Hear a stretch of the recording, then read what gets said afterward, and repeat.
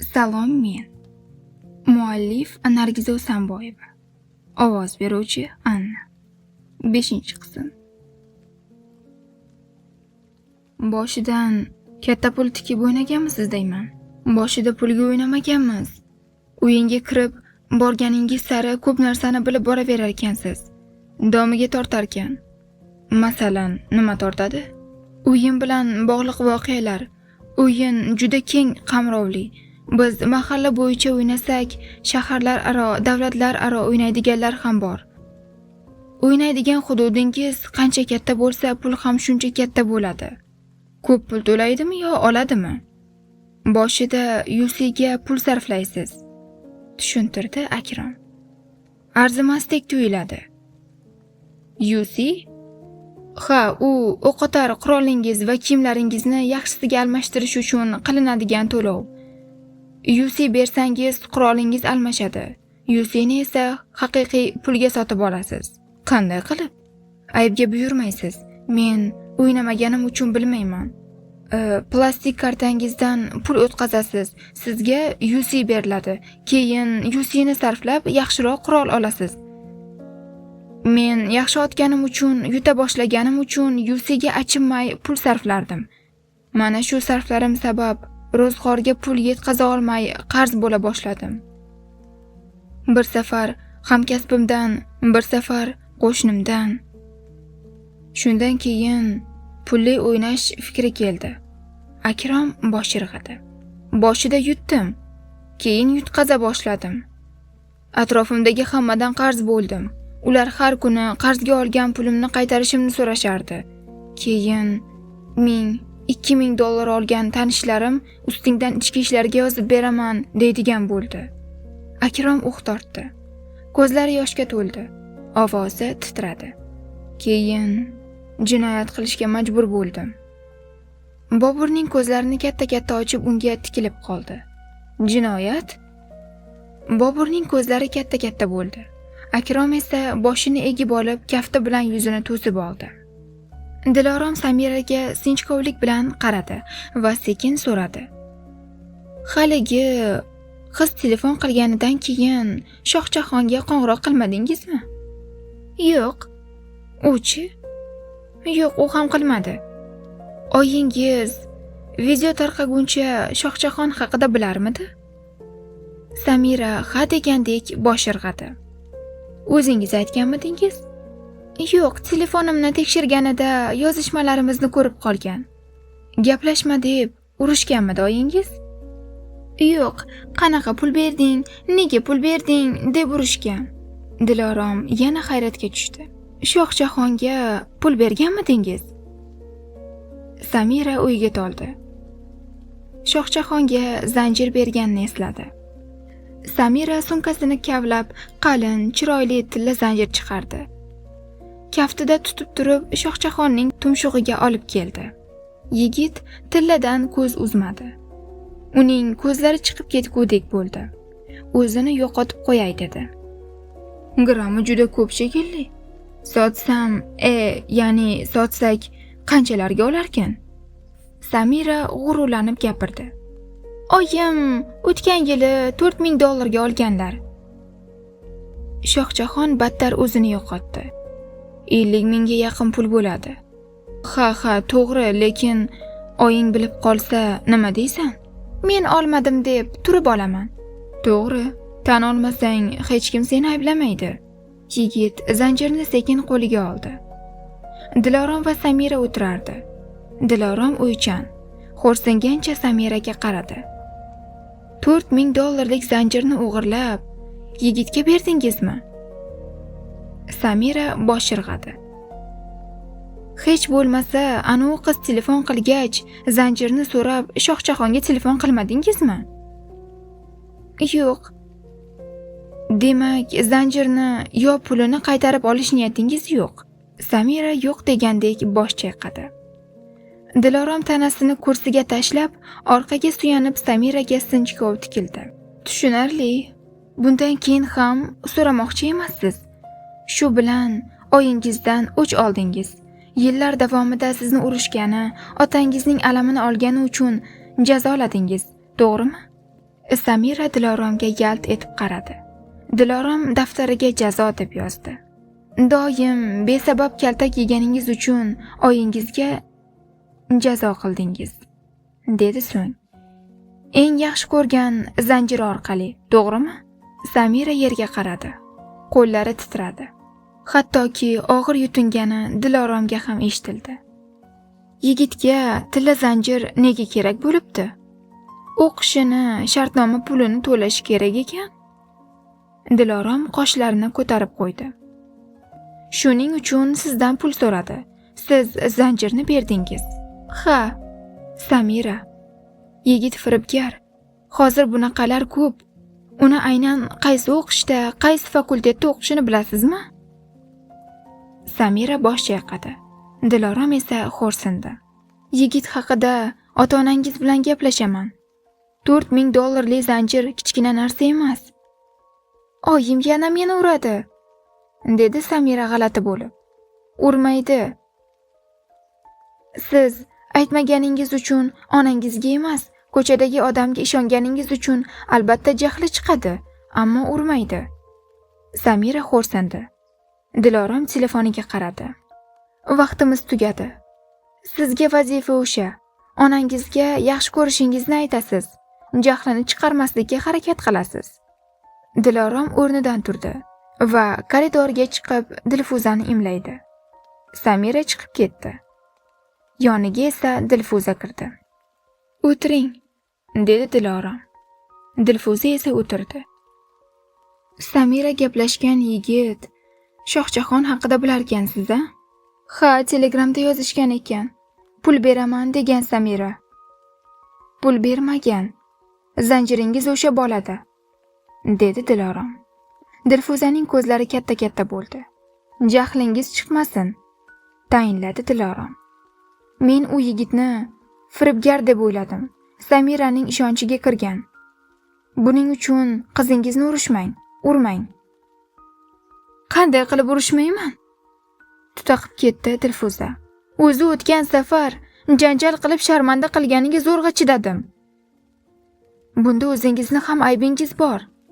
Eringiz xiyonat qilgan. Dilfuza Diloromga hayrat bilan qaradi. Siz eringizni xiyonatiga chiday olmay, alamingizni doim qizingizdan olgansiz. Dadasining xiyonati uchun beayb qizingiz kaltaklangan. Natijada sizdan alamzada u. Zanjiringizni o'g'irlab, go'yoki sizdan o'ch olgan. Sizni jazolagan. Dilfuza og'ir yutindi. Ko'zlari yoshga to'ldi. Kaftini ikkinchi kafti bilan mijg'ilay boshladi. Yaxshisi, Samiraga mehr bering, yaxshi gapiring, dedi Dilorom. Tushunishga harakat qiling. U bilan zanjir haqida gaplashmang. Shohjahonning telefon raqamini oling. Agar rostdan ham firibgar bo'lsa, ichki ishlarga ustidan ariza yozib bering. Sharmanda bo'lamiz-ku. Firibgar boshqa qizlarni ham chuv tushirib yursa maylimi? Dilfuza o'ylanib qoldi. Boshqa bir maktab ko'chasida uzoqroqda turib Shohjahon mashinasidan tushmay, darvozadan chiqayotgan qizlarni kuzatib turibdi. Har bitta qizga diqqat bilan qarayapti. Shu payt telefoni jiringladi. Telefonini oldi, lekin qizlardan ko'z uzmadi. "Allo? Qayerdasiz?" dedi ayol. "Qancha kutishim mumkin? Menga pul kerak dedim-ku. Hozir yonimda yo'q. Beraman dedim-ku. 6 oy bo'ldi. $500 olganingizga." Shohjahonning ko'zlari katta-katta bo'ldi. "Qanaqa $500? $300 olganman. O'zingizdan qo'shmang." "Ah, xo'p, o'sha $300 olganingiz yodingizdami?" dedi ayol. "Esimda. Qo'shmay gapiring." "Gaplaringizni tan olganingizni diktofonga yozib oldim", dedi ayol. "Ertagacha bermasangiz, ustingizdan yozib beraman. Menga pul zaril." "Nima?" "Ovozingizni yozib oldim. Pulimni bermasangiz", dedi ayol tahdid bilan. "Ichki ishlarga yozib beraman." Shohjahon qo'rqib ketdi. Atrofga alanglab qaradi. Sekin mashinasi tomon yurdi. Setora uy pilisoz qilardi. Telefonni jiringladi. Eshitmadi. Yana jiringladi. Oxiri Sitoraning yonib o'chayotgan ekranga ko'zi tushdi. Pelesosni o'chirib telefonini oldi. Raqamga qarab qo'rqib ketdi. Olmadi. O'tirib qoldi. Qo'llari titrab asabiylashayotgani sezildi. Shu payt xabar keldi. Javob bermasam, qutulib qolaman deb o'ylayapsanmi? Menda uchrashuvda tushgan rasming borligi ham unutma. Eringga haliyam uchrashib yuribmiz desam, tamom bo'lasan. Sitora xabarni o'qidi. Titrab qaqshab, shoshib o'chirib tashladi. Ko'zlari yoshga to'ldi.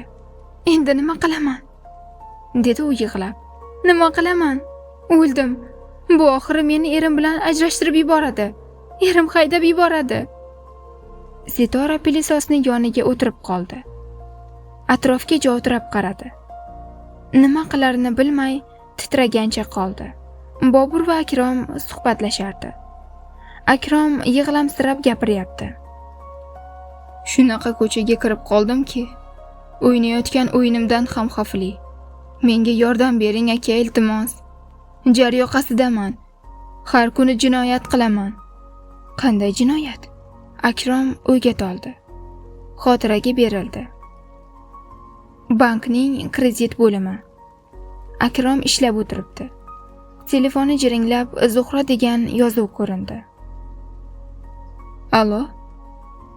Alo, dadasi. Ishxonamizdagi Fazilat kreditiga pul o'tkazibdi. Plastik kartasidan. Shuni 1 millionni asosiy qarzga o'tkazing, 3 million tashlabdi. Bizning bankmi? Ha. Ism familiyasini ayt. Telegramdan pasportini yuboraman, dedi Zuhra. Aloqa uziladi. Boburning kompyuter ekrani Telegramda Zuhradan xabar kelgani ko'rindi. Pasport kopiyasi keldi. Buni ko'rib Boburning ko'zlari yonib ketdi. Birdan pasportni pechatga berdi. Oldiga qo'yib kompyuterda shartnoma degan faylni ochdi. Pasportga qarab yoza boshladi. Sal o'tmay Boburning stol ustida kredit oluvchi deb yozilgan papka paydo bo'ldi. Bobur va Akrom o'tiribdi. Akrom tushkun. Bobur taajjubda. Tushungan bo'lsam, siz qo'lingizga tushgan mijozlarning pasport nusxasidan foydalanib, imzolarni soxtalashtirib, ularning nomiga kredit ola boshlagansiz. Akrom uh tortdi. Boshini qo'llari orasiga olib, ha degandek bosh irg'adi. Ha, jinoyat bu, dedi Bobur. O'z kasbingizni, lavozimingizni suiiste'mol qilyapsiz. Firibgarlik yana. Bilaman aka, bilaman, dedi Akrom. O'sha mijozlar har oy bu kreditni to'lashlari kerak bo'ladi. Nomida kredit borligini bilishsa, surishtirishga tushadi-ku. Shuda ular xabar topmasligi uchun yana yangi kredit olib, eskisini yopyapman. Bu bilan uzoqqa bora olmayman. Yordam bering. Sizda kreditomaniya ham bor, xulosa qildi Bobur. Kreditga o'rganib qolgansiz. Demak, reja tuzib olamiz. Eng birinchi kredit olishni bas qilasiz. Buning uchun zudlik bilan ertagayoq o'z hisobingizdan ta'tilga ariza berishingiz kerak. Ishda bo'lsangiz, kredit olaverasiz. Oylik ham olmasam battar bo'laman-ku. Boshqa chorangiz yo'q. Ikkinchi, psixiatrga borasiz, davolanasiz. O'yin o'ynashni to'xtatasiz. Sevgan mashg'ulotingiz nima? Akrom yelka qisdi. Bolalikdami, o'smirlikdami, hozir ham sevib qoladigan ishingiz bo'lgandir? Dedi Bobur. Mashina tuzatishni yaxshi ko'rardim. Bobur unga ko'zlari yonib qaradi. Akrom esa hech narsa tushunmagandek anqayib qaradi. Sitora bir ahvolda o'tirar, qo'llari titrardi. Telefoni jiringladi. Cho'chib tushdi. Qaradi, battar qo'rqib ketdi. Sekin telefonni oldi. Alo, sevgilim, yaxshimisan? Ziyodning ovozi eshitildi. Ovozingni eshitadigan kun bor ekan-ku. Nega telefon qilsam ko'tarmaysan? Sog'inib o'lay deyapman-ku. Haligi uyda chang yutgichni ovozida eshitmay qolibman, dedi Sitora zo'rg'a. Ha, men atay olmading deb o'ylabman. Sevgilim, yana uchrashaylik. Sog'inib ketdim seni. Juda ko'rgim kelyapti. O'sha kun tushgan rasmimizga qarayapman. Rasmda Sitora og'ir yutindi. Ertaga o'sha joyga kel. Chiroyli ko'zlaringga bir to'yib tikilay. Sitoraning ko'zlari yoshga to'ldi. Hech narsa deya olmay qotib qoldi. Ruxsor, nega gapirmaysan? Rasmingga anu ikkimiz tushgan rasm bor-ku, o'shanga har kun tikilaman. Tikilganim sari seni ko'rgim keladi. Sitoraning ko'zlaridan bitta tomchi yosh tomchiladi.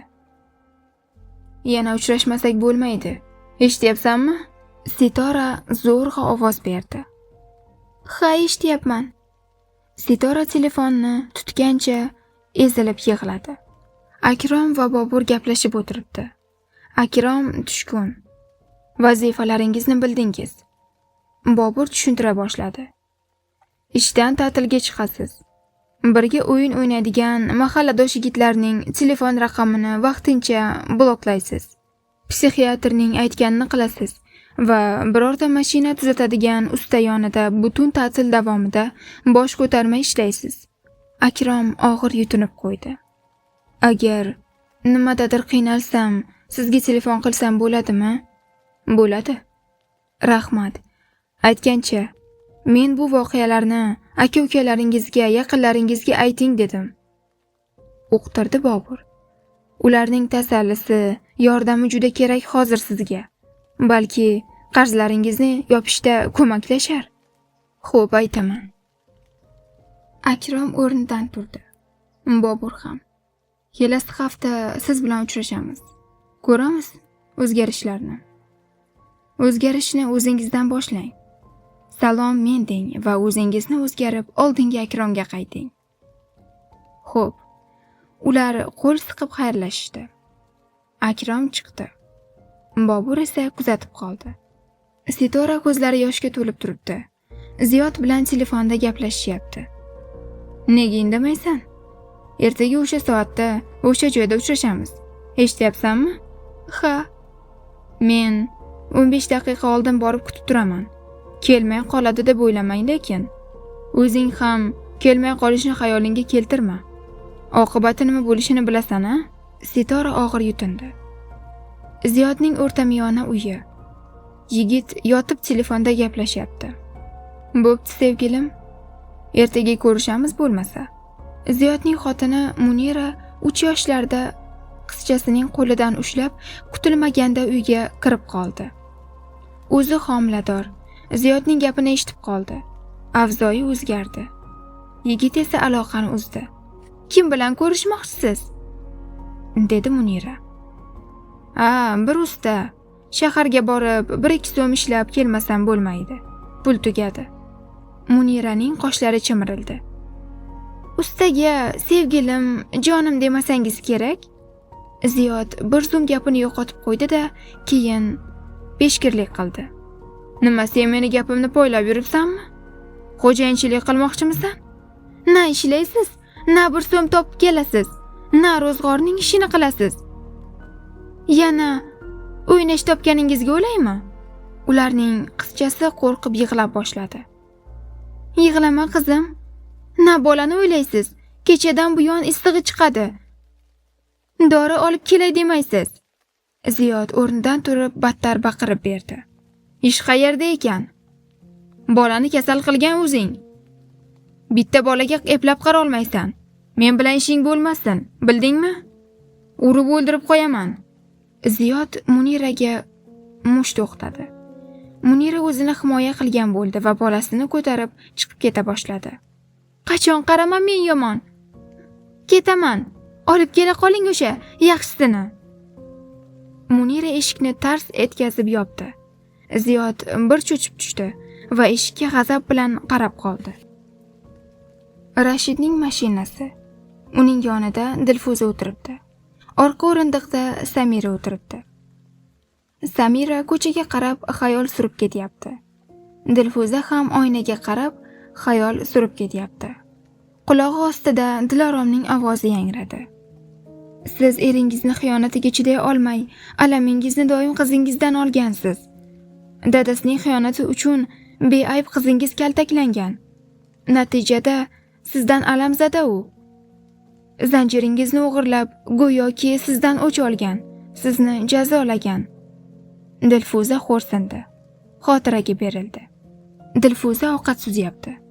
Dasturxonda salat, non, choy bor. Dilfuza dasturxonga dimlama qo'yadi. Dasturxon boshida Samira va Ruslan o'tiribdi. Samira 11 yoshlarda, Ruslan 8 yoshlarda. Dadasi ovqat suzdim. Rashid kiyingan holda kirib keldi.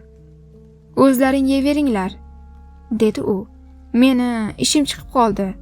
Kechga kelmasam kerak. Dilfuzaning darrov avzoyi o'zgardi. Rashidga g'azab bilan qaradi. Yana o'shaning yonigami? Bormaysiz, hech qayerga bormaysiz. Rashid bir sira bolalarga qarab oldi. Baqirma? Baqiraman, dedi Dilfuza. Bo'lmasa qayoqqa ketayotganingizni ayting. Qanaqa ish ekan? Tunda chiqib qoladigan. O'chir, ketdim men. Rashid indamay chiqib ketdi. Dilfuza ergashdi. Bolalar yerga qarab mung'ayib qoldi. Ota-onasining ovozi eshitilib turdi. Qayoqqa? Ketsangiz kelmang. Jonimga tegdingiz. Javobimni bering. Ovozingni o'chir dedim senga, baqirdi Rashid. Eshikning ochib yopilgani eshitildi. Dilfuza nafrat va g'azab ko'zlaridagi yosh bilan qaytib keldi. Bolalarga qaradi. Ovqat sovidi. Olinglar, men yemayman. Bolalar indamadi.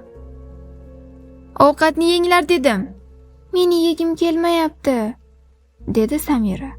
Dilfuza unga yeb qo'ygudek qaradi. Yana nima qilging kelmayapti? Men nega qildim shuncha ovqatni? Ol ye. Yegim kelmayapti, oyi. O'l yemasang, ochdan o'l. Eshitdingmi? Dilfuza oldida turgan salfetkani Samiraning yuziga qaratib otib yubordi. Samira yig'ladi. Nega yig'layapsan endi? Asabimga o'ynaysan? Otangga o'xshamay o'l. Dilfuza Samiraning sochidan tortqilab, itarib yubordi. Samira o'tirgan stulidan qulab tushib battar yig'ladi. Rashid, Dilfuza va Samira mashinada ketyapti.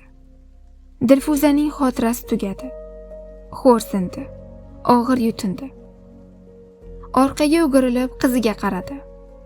Samira, qorning ochib ketmadimi qizim? Samira derazadan ko'z uzmay yo'q degandek bosh chayqadi.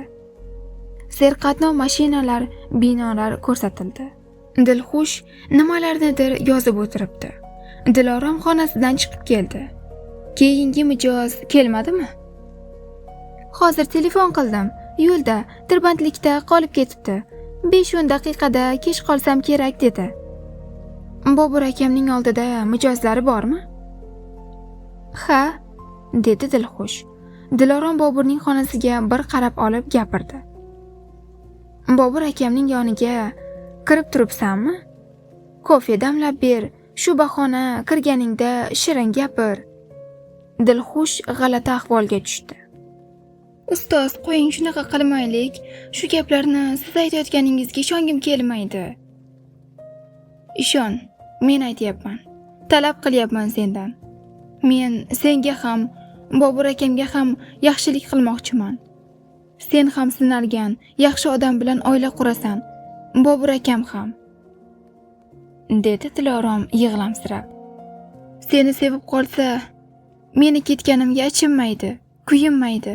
Aytganimni qil. Qayoqqa ketmoqchisiz o'zi? Ketmasangiz nima bo'ladi? Ortiqcha savol bermay, aytganimni qil. Tushundingmi? dedi Dilorom. Dilorom xonasi tomon ketdi. Dilxush uning orqasidan yomon ko'rib qarab qoldi va pichirladi. Shayton ham farishtalikdan iblislikka shunaqa qilib qadam qo'ygan bo'lsa kerak-da. Dilxushning kayfiyati tushdi. Qovog'i osilib xo'rsindi. Asliddin va Shahlo bir xonali ijara uyga qo'lida sumkalar bilan kirib keldi. Ikkalasining ham kayfiyati yaxshi, bir-biriga qarab jilmayib qo'ydi. Shahlo darrov sumkasini ochib kiyimlarini chiqara boshladi. Xursandchiligini yashira olmadi. Nahot shu uyda ikkimiz yashaymizmi? Shundaymi endi? Dedi Shahlo atrofga qarab. Ha, ikkimiz yashaymiz. G'alati tuyulyapti, dedi Shahlo. Sen ota-onamning oldida ham iymanarding. Endi bu yerni g'alati deyapsan. Ko'pchilik bilan yashab, o'rganib qolibman shekilli. Mayli, ikkimiz bir erkin yashab ko'raylikchi, dedi Asliddin. Ammo-chi, psixologni alohida yashanglar degani juda yoqib ketdi menga. Shahlo uyaldi. Men oyim rozi bo'lmasalar kerak deb o'ylagandim. Bizni farzandli bo'lsin deb rozi bo'ldilar-da. Ha, shunisiga ham shukr. Qani kiyimlarni joylab, bir ikkimiz uchun romantik kechki ovqat tayyorlachi? Shahlo qiqirlab kuldi. Romantik? Ha-da, endi har kuni yolg'izmiz. Har kun romantika bo'ladi-da uyda. Kuldi Asliddin ham. Sitora vannaxonada, qo'lida ingichka arqon. Tepaga qaradi. Ko'zlariga yosh to'ldi. Yig'lamsiradi. Yana o'zini osmoqchi bo'lgandek tepaga qaradi. Yana ezilib yig'ladi. Deraza oldida tashqariga qarab o'tiribdi.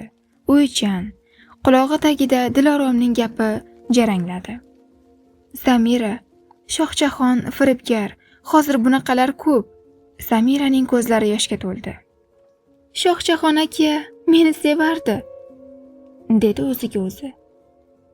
Ana u qiz yo'ldan urgan. Hammasiga o'sha qiz aybdor. O'zi bir ofitsiant qiz ekan. Shohjahon aka ofitsiantlar bilan yurmasa kerak. Menga sen ham o'qishga kirsang, keyin to'y qilamiz derdi. Xalqaro universitetda o'qiydigan yigit ofitsiant bilan yurmaydi-ku. Unda nega telefonimga javob bermayapti?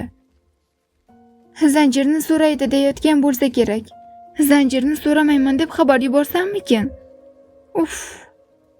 Sitoraning 4 yashar o'g'li oyisini qidiryapti. Oyi. Bolakay zalga kirdi. Bor ovozi bilan chaqirdi. Oyi. Keyin oshxonaga bordi. Bola vannaning oldiga keldi. Eshigini urdi. Oyi. Shu payt eshik sekin ochildi. Sitora ko'rindi. U bolasini quchoqlab olib yum-yum yig'ladi.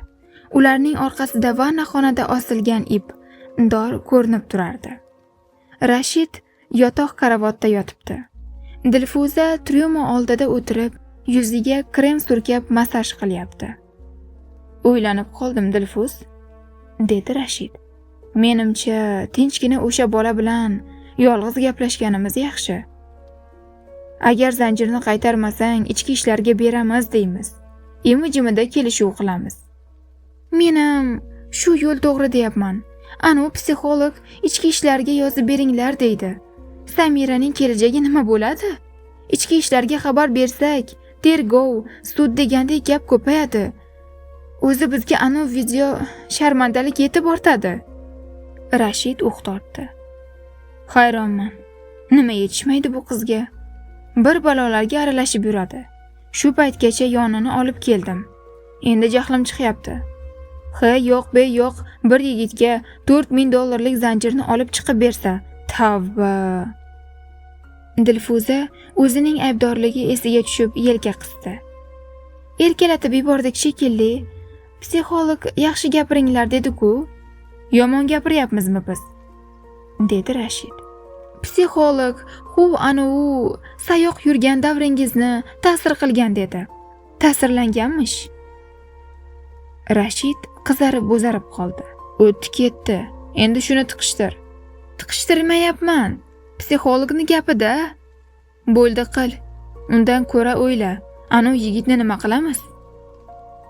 Bo'ldi, biror joyga chaqirib yolg'iz gaplashamiz. Rashid yotoqqa boshini qo'yib o'ylanib qoldi. Dilorom yotoqxonasida noutbukda o'zining ishlariga oid ma'lumotlarni o'qiyapti. Telefoniga xabar keldi. Dilorom telefoniga qaradi. Ismi yozilmagan raqamning o'zidan xabar kelgan. Xayrli tun. Bugun sizni kelasiz deb o'ylagandim. Kelmadingiz. Kayfiyatingiz yaxshimi? Dilorom SMSga qarab g'alati bo'ldi. Og'ir yutindi. Keyin shoshib javob yozdi. Assalomu alaykum. Yaxshiman. Borishimdan avval telefon qilaman. Dilorom xabarni yubordi-yu, darhol telefonidan o'chirib tashladi. Keyin uni noutbuk yoniga qo'ydi. Noutbukni ham shoshib o'chirdi. Kayfiyati buzilgani sezildi. Tortdi. Yotoq karavatiga borib o'zini tashladi. Yuzini yostiqqa bosib yig'lay boshladi. Ziyod televizor ko'rib yotibdi. 3-4 yasharli qizchasi Muslima Ziyodning telefonini o'ynab o'tiribdi. Munira bolasining qo'lidan telefonni oldi. "Uxlaymiz qizim, yot", dedi u qiziga. Qizchasi telefoniga yopishdi. Munira qizining qo'lidan telefonni olayotganida ekraniga tegib ketdi va rasmlar ko'rindi. Munira tikilib qoldi. Ekranda Ziyod va Sitoraning selfie qilib tushgan suratlari ko'rindi. Ikki xil kiyimda ikkalasi tushgan rasmlar. Hatto bittasi Sitora Ziyodning bilagidan qo'lini o'tkazib olgan. Muniraning avzoyi o'zgardi. Alam bilan Ziyodga qaradi. Keyin telefonni Ziyodga qarab otdi. "Kim bu? Shaharga ishlagani borib kelyapman deb ayollar bilan uchrashib kelyapsizmi?" Ziyod hayron bo'lib qaradi. Telefonini qo'liga oldi. Avvaliga biroz dovdiradi. Keyin yana peshkirlikka o'tdi. "Nega telefonimni titkilading? Nega tegding? Kim u? Senga nima?" Munira yig'lay boshladi. "Kim u deyapman sizga? Uyalmaysizmi? Qo'rqmaysizmi?" "Kimdan qo'rqay? Sendanmi?" baqirdi Ziyod. "Tovuq miya, ko'rmayapsanmi? Shaharlik, sendan chiroyli. Ovozingni o'chirib yashamasang, dumingni tugaman." Munira ezilib yig'ladi. "Aybim nima? Odamlarning eshigida ishlab pul topsam, bola boqsam, ro'zg'or qilsam. Sizni yurishingizni qarang, gapingizni qarang. Chidasang shu, chidamasang katta ko'cha." Ziyod telefon ekraniga qaradi. O'zi va Sitoraning rasmiga qaradi. Muniraning unga qarab turganini bilib, rasmga qarab jilmaydi. "Keling, uyimga birga yashaylik" deb yalinib turgan jononlar qolib, sen bilan yashayotganimga shukr qilmaysanmi? Ziyod joyiga joylashib yotib oldi-da, atay telefonidagi rasmga tikilgan bo'ldi. Munira ezilib yig'ladi. Qizi borib uning pinjiga tiqildi.